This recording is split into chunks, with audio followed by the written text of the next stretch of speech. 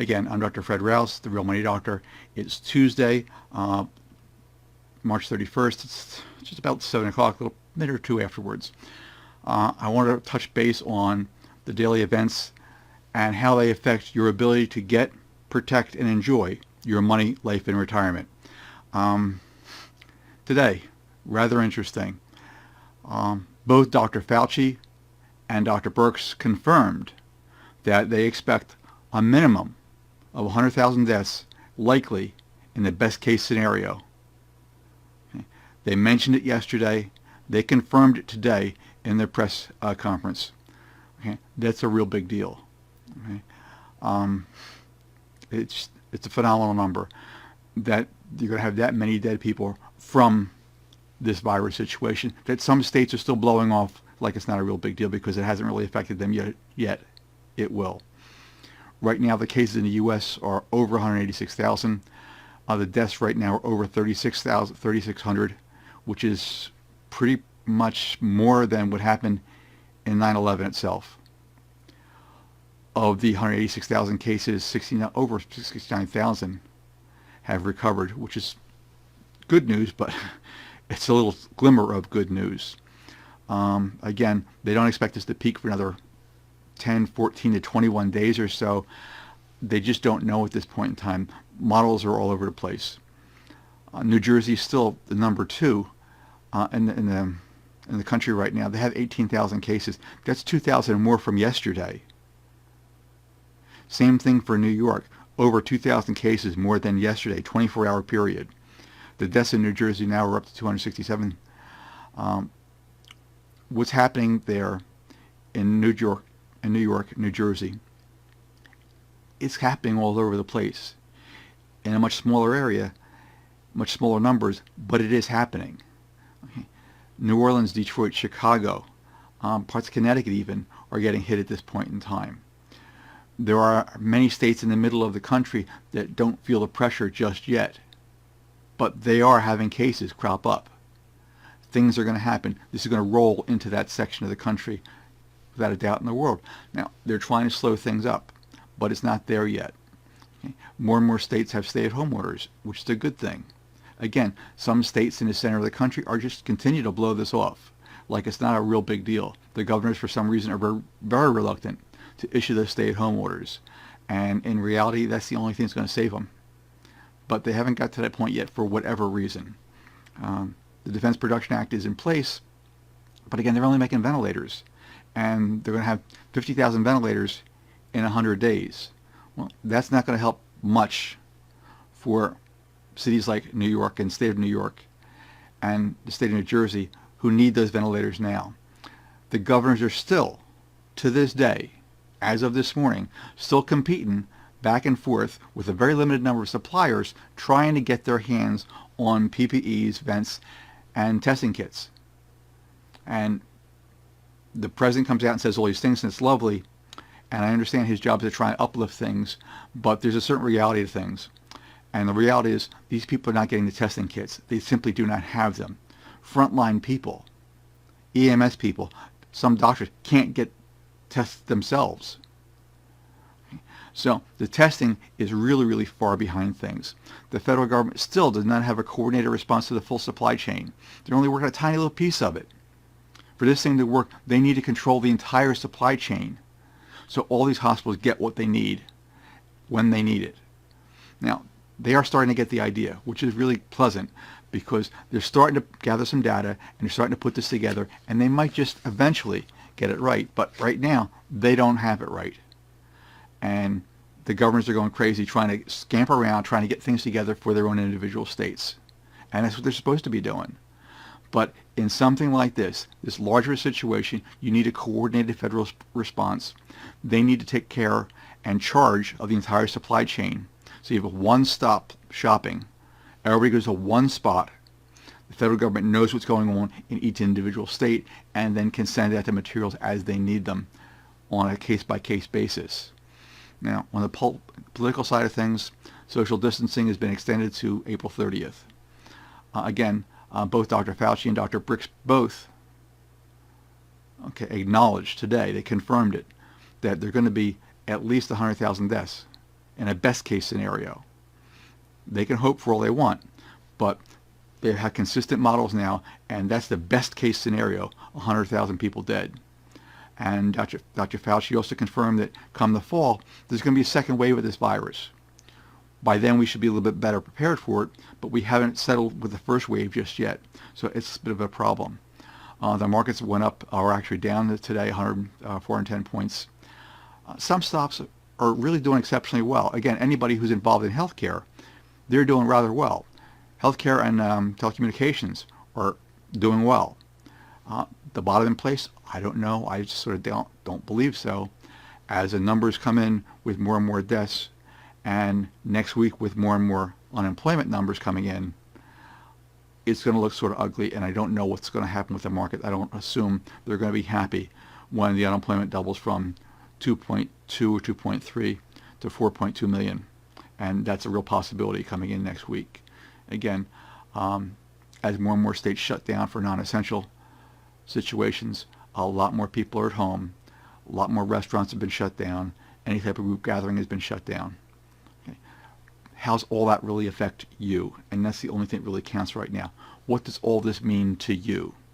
Well, right now, I just found out that the IRS is allowing certain Americans, or actually some Americans, for a very limited period of time, to withdraw money from their tax-deferred accounts without penalties. There are going to be tons of little conditions and things. I will post a link that'll get you a little bit more information on that. The federal relief payments from the $2.2 trillion tax bill that they signed last week, they're great. They're going to happen, but they haven't happened yet. Nobody has seen the money yet. And here we are. Tomorrow's April 1st. Rents are due. Mortgages are due. People are scrapping around, and they're not having a good time at this point in time. The unemployment situation, again, has been improved considerably, but trying to get through to the individual state unemployment lines has been more than a challenge, to say the absolute least. Right now, beware of the stimulus payment scams. Again, we mentioned them yesterday. I'll continue to mention them. The IRS and the state governments will never, ever start a contact with you by phone or by email. If you get phone calls saying in order to qualify for the stimulus package, they need to verify information. If you get an email saying we need to verify your information, go to the site. Don't click those links. Hang up on the phone calls. They're not real. Right now, the IRS has got a site up, irs.gov/coronavirus. I'll post a link to that. You can get more information directly from the IRS, and if you didn't file a tax return before, how you can verify your information with them. Okay, but it's a government site. I will give you the link to the government site. That's the only safe site that I know of at this point in time. Watch out for anything else that's going on out there. What's happening also, in every disaster, somebody's out there trying to scam people, and this one is no different. There are COVID scams out there. People promoting products and services for the treatment and prevention of COVID. Okay. Be exceptionally careful. There is no current treatment, especially one that you're going to get over the internet. That's not going to happen. Okay. Prevention, probably also not going to happen. Okay. Supplies, you're at your own for supplies. You really don't need all that much. You need to have cleaning supplies for your house to sterilize things, bleach, Lysol, any of those things, white vinegar even, a combination with some water can also kill the virus off. I will post some links to that stuff in my YouTube channel. And again, this video will be posted in YouTube when I finish later on today or tomorrow morning, most likely. What else is going on? People are getting exceptionally stressed. You may be home. You may have the news on all day long. Turn off the news. Turn off the news. Okay. You only need to watch it just 2 or 3 times a day at most. 5, 10, 15 minutes at tops. Okay. They're talking about the same thing. You can't affect any of it at all. Very little of it is going to directly affect you. all it does is get you angry, frustrated, and scared. Those are normal responses at this point in time, because right now you're in a situation where you have very little control over what's going on. You simply do not control what's going on, and you can't. So what do? Okay, you can't control what goes on out there. You can, however, control how you react to what's going on out there. So accept that this is going to last for a while, because it will. Okay, what can you do? Okay, right now, okay, things are happening on both sides. Okay, you had a work situation before, you're at home now. Maybe you're working from home, maybe you're not. Maybe your business is shut down, maybe it's just dragging on. Whatever happens right now, now's the time to start planning. Okay, how are you going to do, what are you going to do when you come out on the other side of this thing? There will be another side of this. You will come out of this. What are you going to do for then? Okay, rethink your plan A. If you haven't already, rethink your plan A. Plan for when you come out to have a plan B in effect that puts you back in control of your money and your life. You can do that with some light planning for a plan B. Something that you can control yourself, control your time, control your money, control your life. You can do that with a plan B. Also, now's the time for homemade masks. They had mentioned it yesterday for the possibility of that, and now is probably a good time. And again, you don't need the hospital grade N95 masks. You're concerned with transmitting the virus some other place. Okay, now, the virus doesn't move by itself. It doesn't. People move the virus. So if people stop moving, the virus stops moving. Stay at home as much as you possibly can.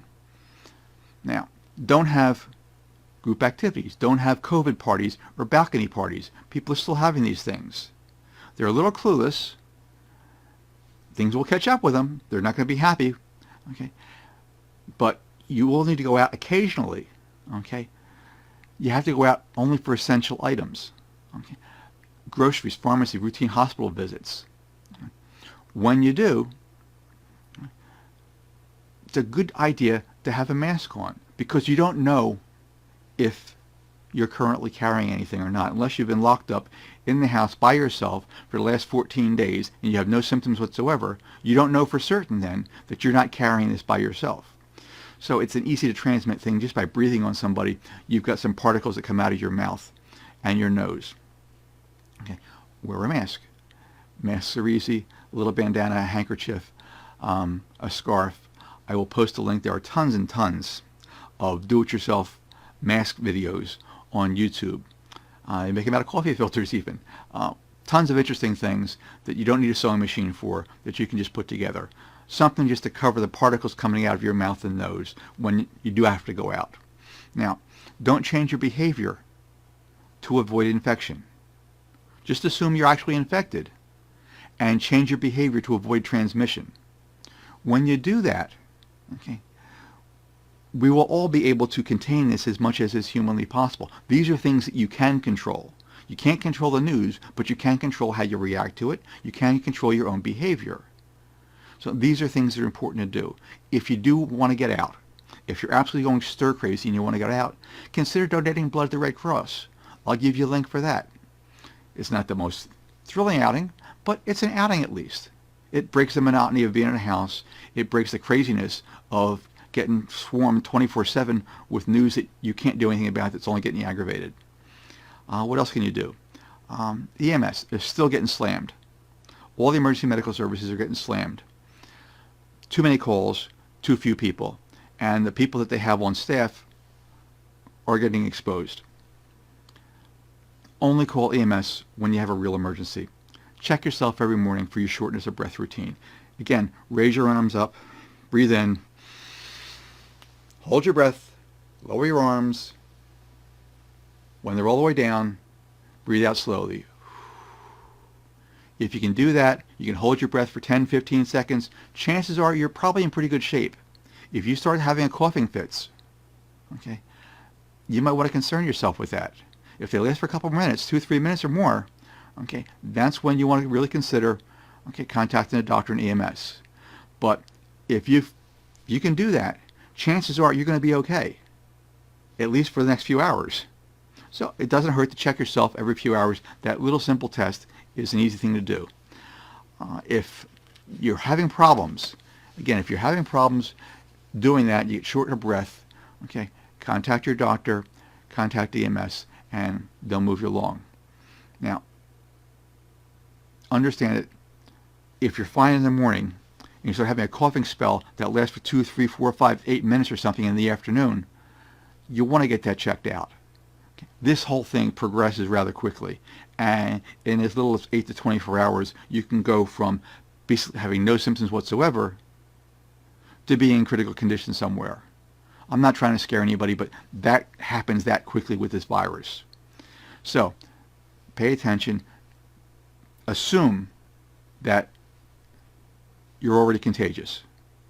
Okay? And just cover your mouth as much as possible, especially when you go out.